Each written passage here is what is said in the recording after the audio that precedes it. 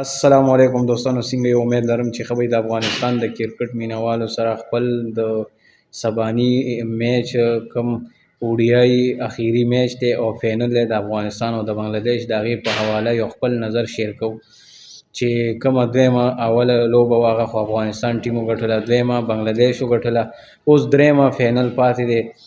نو تاسو څه وایي چې دا به بنگلاديش یوسي او که نه افغانستان؟ دغه سیریز به کم ټیم په خپل نوم کوي؟ ګوره افغانستان غلطۍ ډېرې کوي، لکه دې سکور دومره ډېر پرېږدي چې بیا اخره کې ټول بالران یې هغې بیا نشي کولی. اوس بله بیګا چې کم سکور هغه په دې باندې ډېر شو، په دې ډېر شو چې فاروقي ته اوس فاروقي سپیډ دومره کم شوی دی 28 25 26 30 چې سپیډ به یې ویشتو 33 تیز چې کم تیز سپیډ به فاروقي ویشتو 33. نو چې دا غلطیونه کې بل دا چې فاروقي کېني د په ځای بل کلاړي راوالي، بل دا چې افغانستان ټیم کوچ چې دی دی سپینر له وکټه وایي. نو سپینر خو تاسو الریډي ښه ورلډ کلاس سپینر دی، ته وکټه فسټ بالر له برابره که فسټ کې به ستا فاروقي ځان وژني خو وکټه ترلاسه کوي نه. همدغه رنګې ګلبدین شو، عظمت الله عمرزی شو، یو فسټ بالر ستا وکټ نشي اخیستی، ولې ته وکټه سپینر له جوړی.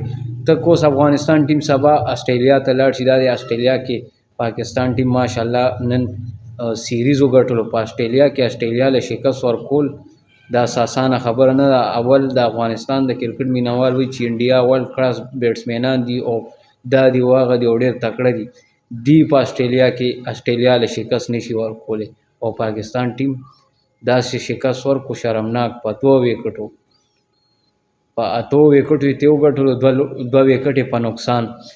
نو ګوره ته چې سبا بل ملک ته ځې لکه افغانستان ټیم سبا مطلب انګلینډ ته لاړ شي، آسټرالیا ته لاړ شي، داسې نور چې کوم دغه ملکونه دي انګلش لکه دا ایشیا ملکونه خو ټول صحیح د هغه سپینر چلیږي، انډیا شوه، سریلنکا شوه، پاکستان شو، بنگلاديش شو، دې کې خو سپین چلیږي. خو ته چې سبا انګلش ملک ته لاړ شي، انګلینډ او دا یو بل ملکونو ته لاړ شي، ته به هلته څه کوې؟ نو د افغانستان ټیم ډېرې زیاتې غلطۍ کوي، کوچ ډېرې غلطۍ کوي. نو ګورو دوستانو تاسو څه وایي چې سبا میچ کې به څه کېږي؟ افغانستان ټیم به دغه لوبه وګټي او که نه بنګلاديش؟ زما خو د افغانستان په ټیم باندې اعتبار نشته چې دوی دا لوبه وګټي، ولې چې پریشر دومره اخلي چې په پریشر کې لوبه نه ګټي. او داسې ښکاري چې د افغانستان ټیم دی اوس پام بې پامه شو او د پاکستان ټیم دی په پام کې راغو.